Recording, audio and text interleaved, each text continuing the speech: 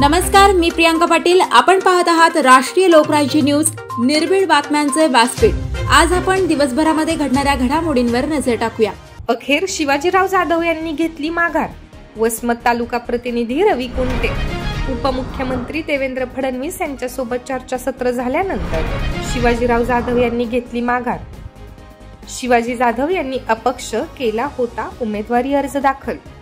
बातमी पहा राष्ट्रीय लोकराज्य न्यूज चॅनलवर. काय म्हणाले जाधव, पहा सविस्तर वृत्त. प्रतिनिधी रवी कुंटे, ब्युरो रिपोर्ट, वसमतनगर, हिंगोली.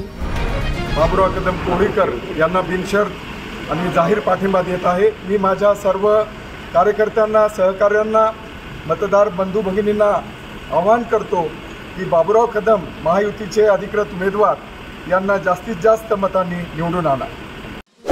ताज्या बातम्यांसाठी आणि अपडेट्ससाठी राष्ट्रीय लोकराज्य न्यूज चॅनलला सबस्क्राईब करा, तसेच लाईक आणि शेअर करा.